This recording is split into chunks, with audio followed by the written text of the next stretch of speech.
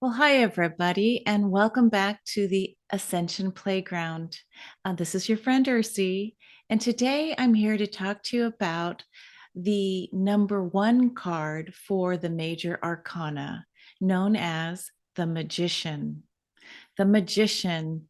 There is a part of me that when I went to go and find a tarot birth card calculator, I was so hoping that my birth date would present the Magician. There's something about this card, and it's held in the name and the word of magician, the small word of magic, and the other small word of mage or magi. So, this idea of, wow, how is it that we can basically take the elements and create together, right? Taking disparate parts. The idea of alchemy is basically looking at how do you take some kind of base metal or material and turn it into gold, right? The beloved gold. So, this idea of a magician, how do you work your magic? Is there a magic trick?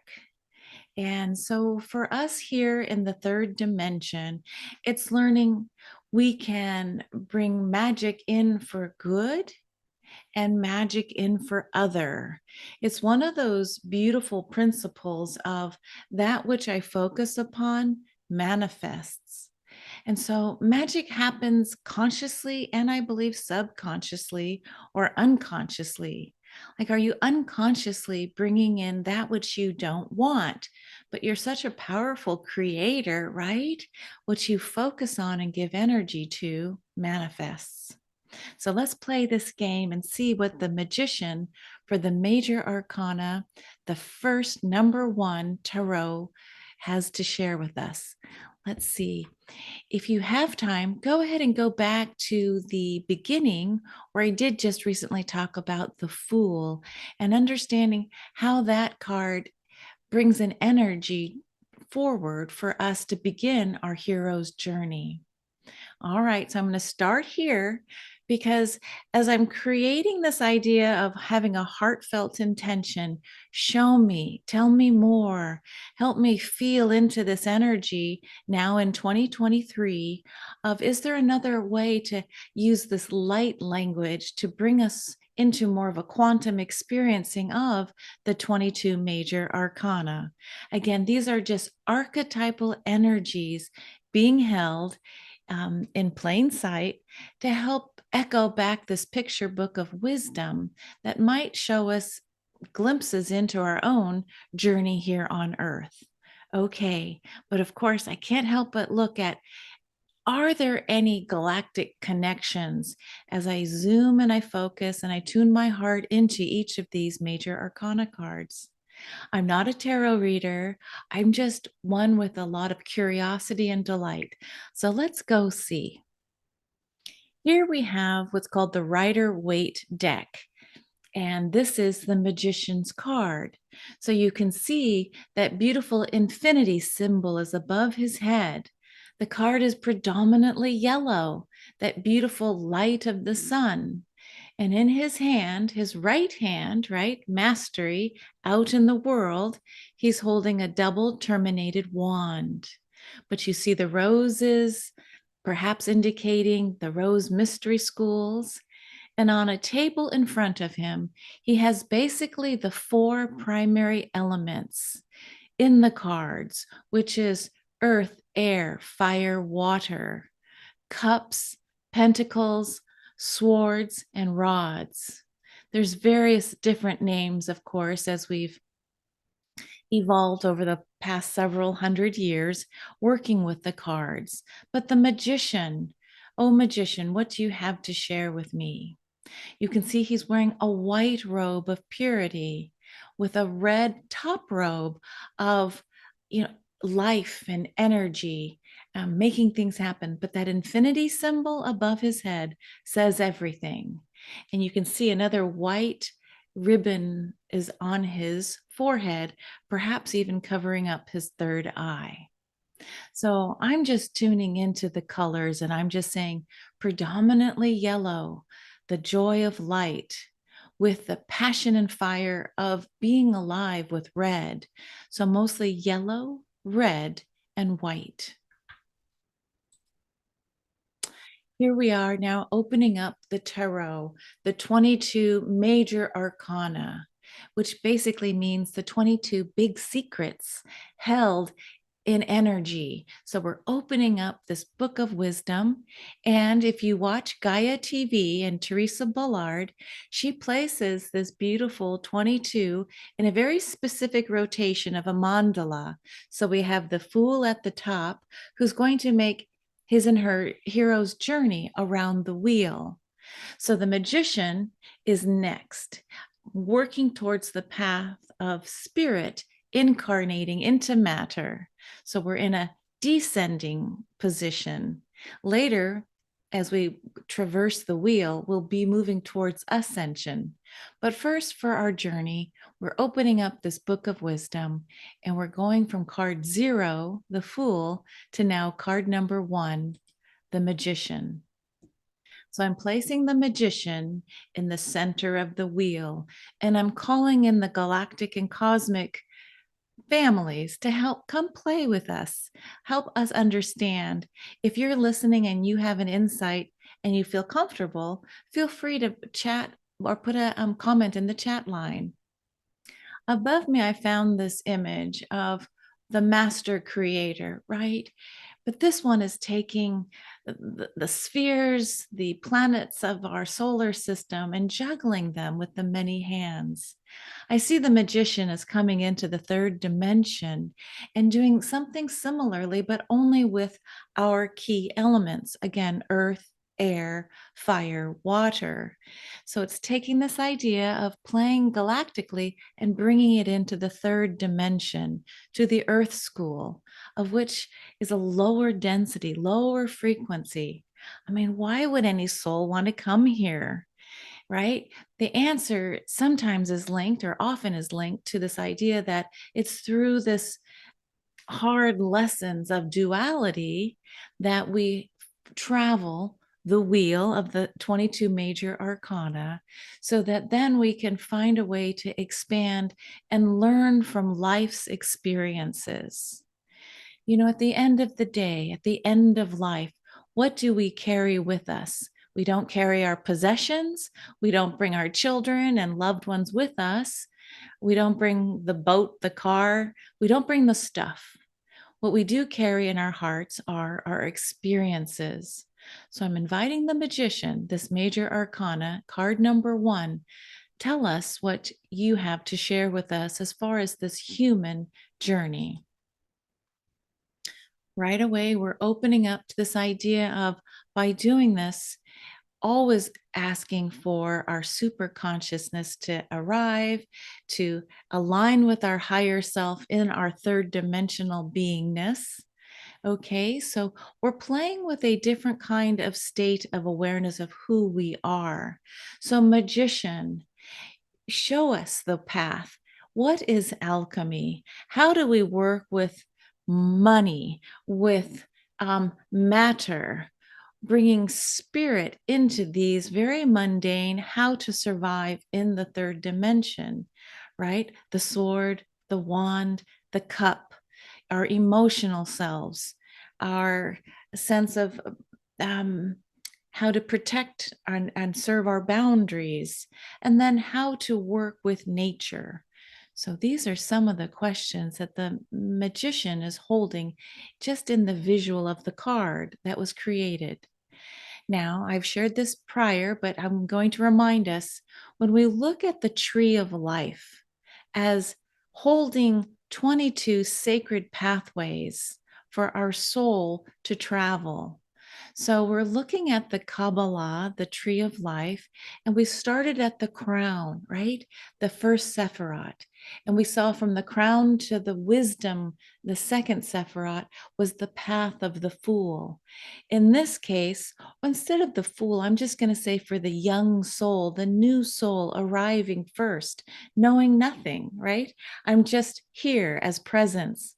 But now the second card coming in is the Magician. How do I work with the elements of the third dimension with the 22 pathways? Again, calling in the number 22.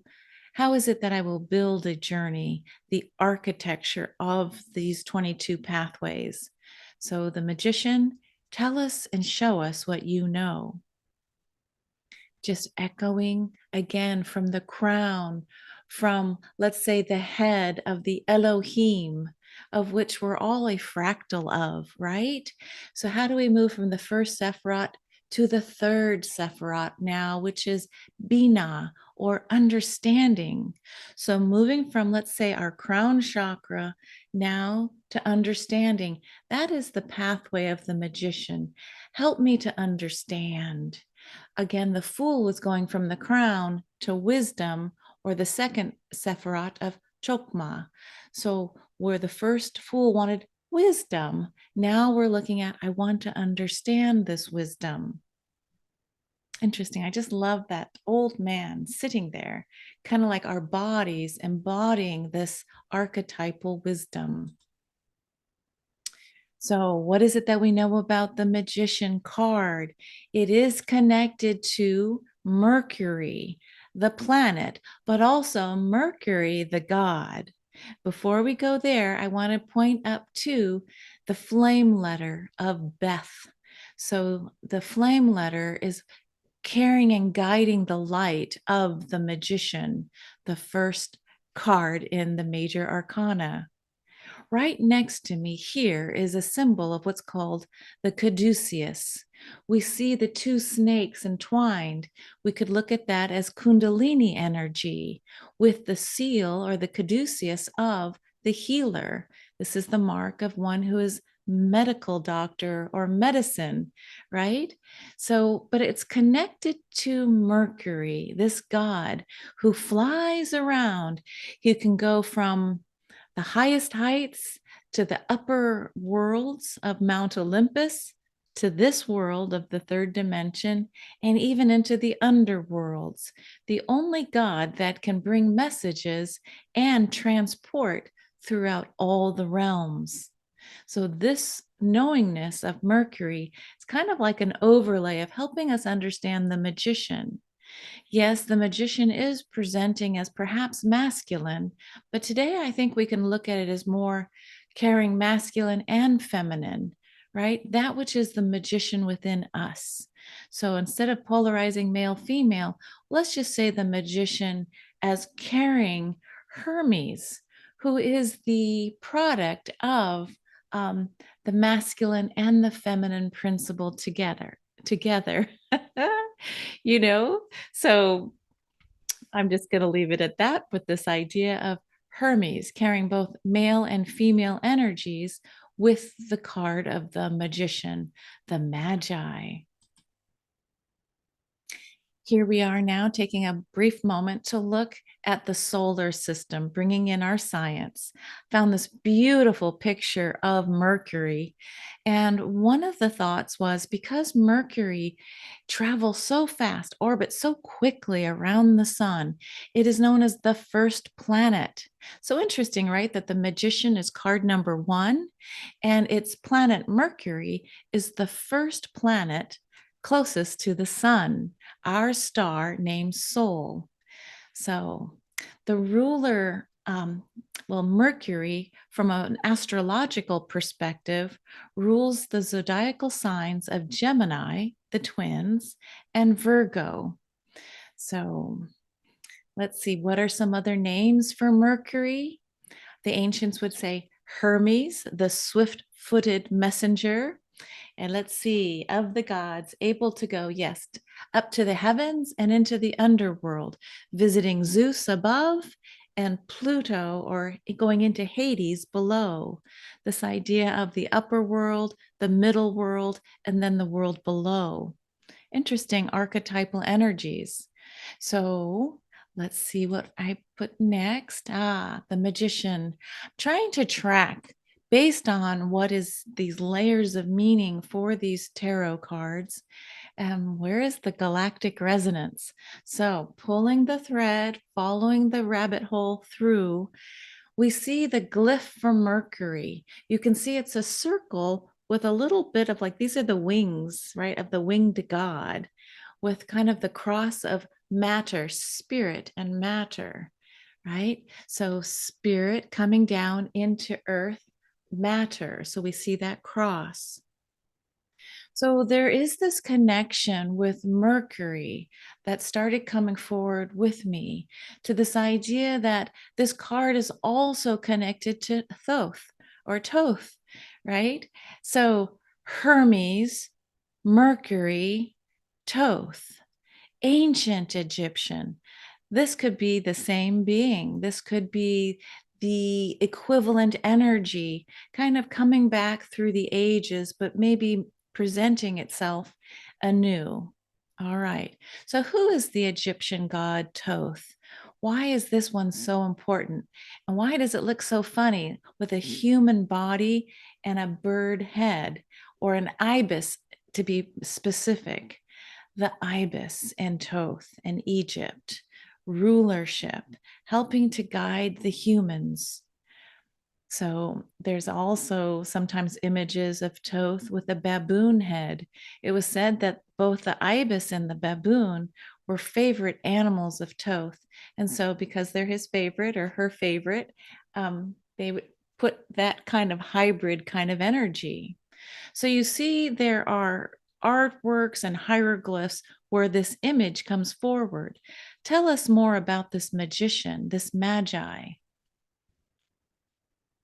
And isn't it interesting? Like Hermes, the god of communication, the winged one, the swift footed one, offering communications from all realms.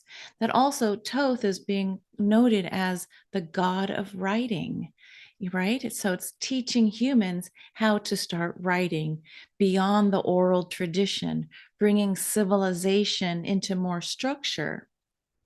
Magic. There's this other thought that the energy of Mercury is carrying what's called Hermes Trismegistus. All right, you can just tell me how to really say Trismegistus.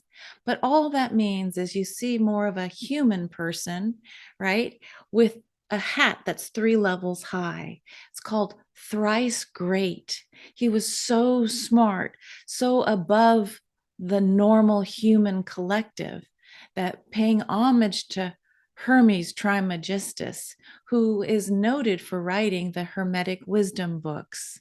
So, see, we're still on this card number 1. Underneath the flame letter, Beth, I wrote the word Mercury, but look at the image of this man, perhaps Hermes Trismegistus, working with the sun, working with the earth energies, trying to work between the realms to bring spirit into matter. What did I write? Yes, Hermetic writings, works of revelation on occult subjects and theology. It makes perfect sense that the magician is not parlor games and tricks, but the one that can actually move between the realms and make the invisible visible. It's the highest level of magic, the magi. So now going more back to the card itself with the Rider-Waite deck, here is the meaning for the magician, according to this one author. Anything you imagine, you can make real. Yes, okay. That message is watch what you think about because you're manifesting it. I was speaking recently to my son saying, there's that thought of the Pygmalion. I thought that whatever you keep focusing on will manifest. You will make it come towards you. It's like we're such powerful creators that which we focus on, we are going to magnetize. So, what do you want to create in your life? Do you want to bring the things that you don't want because you're so absorbed in it? Or are you going to move and play this game with what do I really want? Will I take the time to dream what my heart's desire? Can I dream it into reality? This is the potency of the highest level meaning of the magician. It's the use of power, creativity for constructive purposes, but the beware of what you focus on, because it's not just constructive if you focus in on that which you don't want. So, knowledgeable, self mastery. We see the color yellow, we see green in nature, we see the red for life and adventure, and the white in this card's meaning for purity, innocence, goodness, and some ascribe it to the masculine quality. Interesting, right? Holding up again a double terminated wand. That meaning that the energy is not just going up and out, but it's coming down as well. That there's a two-way street here with that wand being held, double terminated. Fascinating. Magician. Here now is a picture of when you choose the Universal Rider-Waite Tarot deck. They've added more glow around the magician to really emphasize this idea of you are the creator. You are a fractal of source. And yes, the infinite energy that you represent as energy not ever dying, it's just transmuting itself.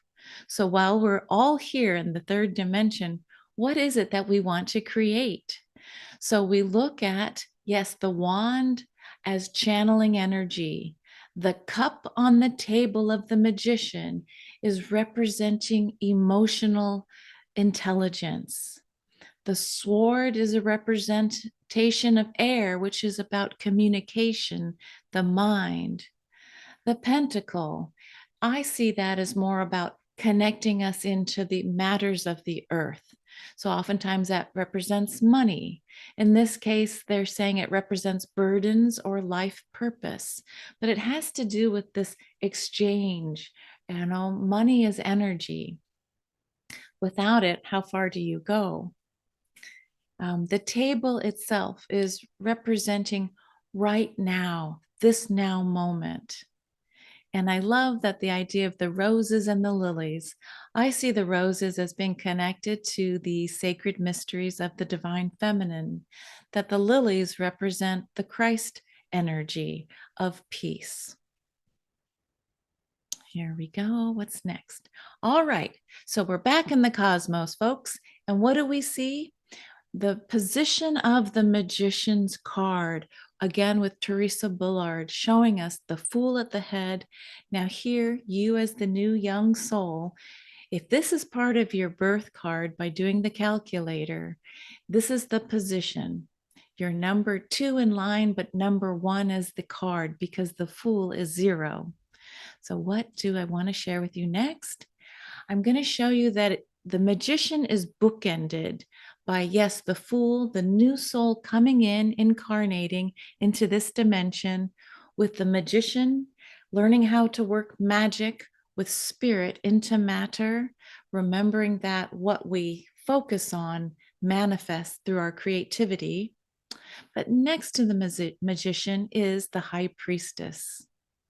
All right, so you've got a fool and the high priestess with the magician in the middle. And here's just a little taste test of what's coming next, because I'll do a little secondary magician card. What do I think the galactic connections are? This book came to my awareness as I set holy space around Show Me More. You know, what wants to come through. And this book by Robert Temple, The Serious Mystery, came forward because I just kept feeling ancient Egypt and Amenhotep. Excuse me if I'm saying his name wrong, the one who changed everything before he was killed and basically tried to be wiped out of history in ancient Egyptian lore. So Sirius came in. Sirius, the stars within the constellation of Canis Major. So there's the position. I see how this is weaving various languages.